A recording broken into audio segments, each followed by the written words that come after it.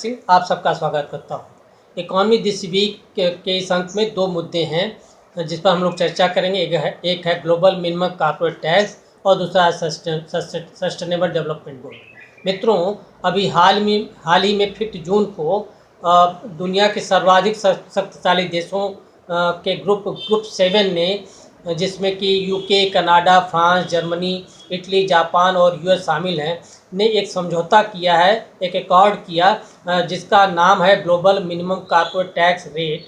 और इस एकॉर्ड को अब ये देश एक बड़ी जो ग्रुप है G20 में ले जाएंगे, जिसमें कि G7 भी सम्मिलित है, मेंबर है, और इंडिया भी जिसका मेंबर है। और यदि वहाँ पर एक समझौता लागू हुआ, लोगों के बीच में समझौता बना, तो ये ग्लोबल जो कॉर्पोरेट टैक्स रेट होगा वो एक मील का पत्थर साबित होगा। मित्रों, ये जो इकॉनमीज हैं, मेजर इकॉनमीज हैं, वो डिस्करेज करना चाहती हैं मल्टीनेशनल्स को, जो कि अपने प्रॉफिट को या टैक्स रेवेन्यूज़ को शिफ्ट करती हैं लो टैक्स कंट्रीज़ में, जहाँ जो कि कम टैक्स लेती हैं, जिनका कि नाम टैक्स हेवन्स कंट्रीज़ भी कर सकते हैं। Tax havens countries foreign individuals को और बिजनेसेस को पर लिटिल या कम या कोई टैक्स नहीं लेती हैं, और इससे मल्टीनेशनल्स को बहुत ज़्यादा फ़ायदा होता है।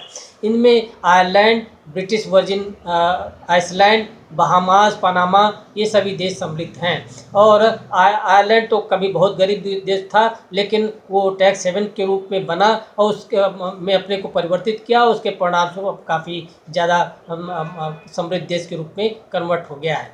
यदि ग्रुप 20 में भी ये समझौता हो जाता है, इस समझौते का सबसे महत्वपूर्ण पॉइंट ये है कि global minimum corporate tax rate कितना होगा, वो है एटलीस्ट 15%। तो यदि ये G20 में समझौता बना, तो ये वर्ल्ड वाइड डील के फिर का एक बेसिस बन जाएगा, तो सभी देशों पर ये लागू हो जाने की संभावना बनेगी। मित्रों, जो कॉर्पोरेशन टैक्स है वो टैक्स जो इंटरप्राइजेस हैं उनके नेट इनकम पर या प्रॉफिट पर लगाया जाता है। और ये जो ग्लोबल मिनिमम जो बात हो गई, जो टैक्स की बात हो गई, इसका अर्थ क्या हुआ कि अभी तक ये जो मल्टीनेशनल्स थी, वो इनकम फ्रॉम इंटेंजिबल सोर्सेज पर, जैसे ड्रग्स, पेटेंट पर, सॉफ्टवेयर पर, रॉयल्टीज़ ऑन इंटेलेक्चुअल प्रॉपर्टी पर इत्यादि पर अपने जो टैक्सेस इत्यादि होते थे उसको शिफ्ट करती थी टैक्स हेवन्स में, और जहां पर ऑपरेट करती थी उन देशों को बड़ा नुकसान हुआ करता था। लेकिन यदि ये global minimum corporate tax rate यदि लागू हो गया, तो उससे विभिन्न देशों को लाभ होगा। पहले तो हम लोग समझ लें कि यदि ये रेट लागू हुआ, तो अब MNCs को, मल्टीनेशनल कंपनीज़ को मिनिमम एटलीस्ट 15% टैक्स देना ही पड़ेगा। और दूसरी तरफ जो सभी देशों को 15%, एटलीस्ट 15% टैक्स लेना भी पड़ेगा। अर्थात टैक्स हेवन्स कंट्रीज़ जो हैं, अब वो टैक्स की दर को कम नहीं कर पाएंगी।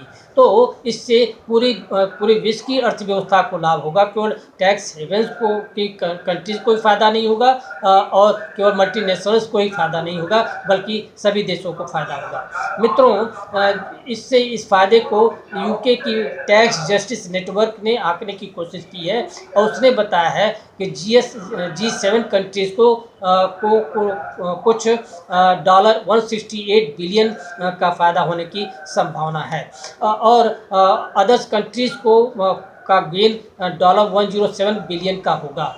और इसी तरह से यूएस का प्रति वर्ष जो फ़ायदा होगा डॉलर के संदर्भ में 84 बिलियन का होगा। तो आप देख सकते हैं बहुत ज़्यादा फ़र्क पड़ने जा रहा है। और इंडिया के संदर्भ में आप देखेंगे कि जो टैक्स जस्टिस नेटवर्क है, उसने आकलन किया है कि ये 10 बिलियन का फ़ायदा भारत को होगा, डॉलर के संदर्भ में बात है।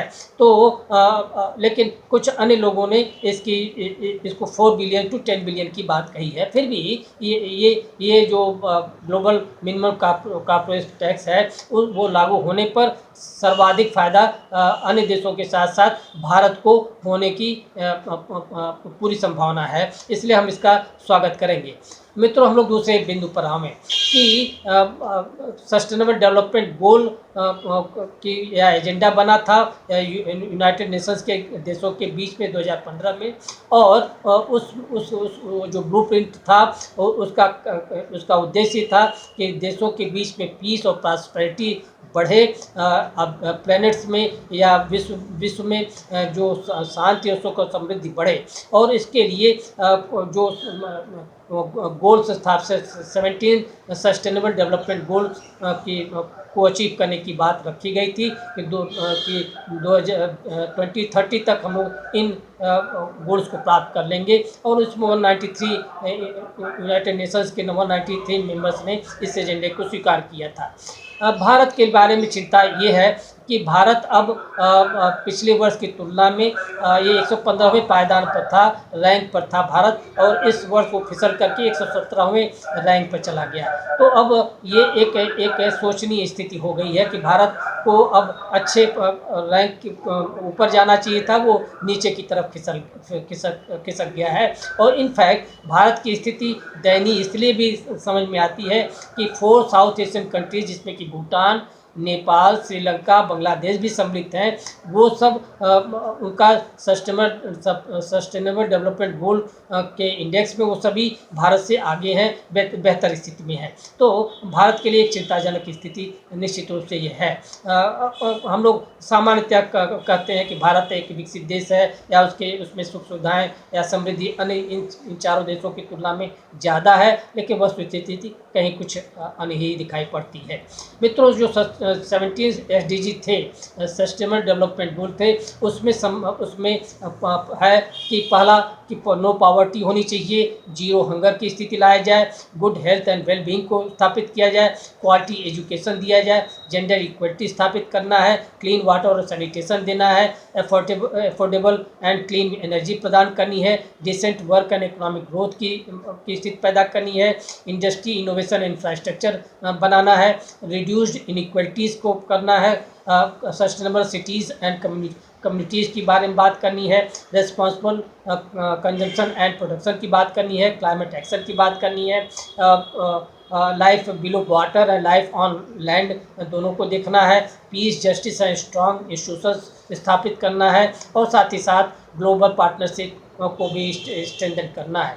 तो ये सब तो गोल्स की बात है। और इसमें जो मुद्दे आप देखेंगे कि नो पॉवर्टी, नो हंगर, ये सब या गुड हेल्थ या जेंडर इक्वलिटी लागू करना या क्लीन वाटर, सैनिटेशन, ये सब भी तो विकास के मुद्दे हुआ करते हैं। इसी को तो विकास कहते हैं, जिसमें कि इंडस्ट्री का भी डेवलपमेंट हो, इनोवेशन भी हो, इंफ्रास्ट्रक्चर भी हो, लोगों को रोजी रोजगार जिससे मिल सके। लेकिन 2021 का जो अभी रिपोर्ट आई है, उसमें आप देखेंगे कि भारत पिछड़ गया है अनेक मुद्दों के संदर्भ में। वो अभी भी हंगर की स्थिति अचीव नहीं कर पाया है, फुल एंडिंग हंगर की बात नहीं कर पाया है, फूड सिक्योरिटी के बारे में चिंताएं हैं, जेंडर इक्वलिटी के संदर्भ में भी अभी चिंताएं बनी हुई हैं, इंफ्रास्ट्रक्चर डेवलप नहीं हो पाया है, इंक्लूसिव और सस्टेनेबल इंडस्ट्रियलाइजेशन नहीं हो पा रहा है, और इनोवेशन के बारे में भी चिंताएं अभी भी हैं, और इसीलिए भारत पिछड़ा हुआ दिखाई पड़ता है। और जो स्टेट वाइज जो स्थिति है, उसके पहले हम बात कर लें कि जो ये तो पिछड़ा हुआ स्थिति समझ में आती है, लेकिन भारत ने कुछ अच्छा भी किया है। एक तो क्लीन एनर्जी के संदर्भ में, अर्बन डेवलपमेंट के संदर्भ में, और हेल्थ के संदर्भ में पिछले वर्ष की तुलना में इस वर्ष अच्छा काम भी किया है।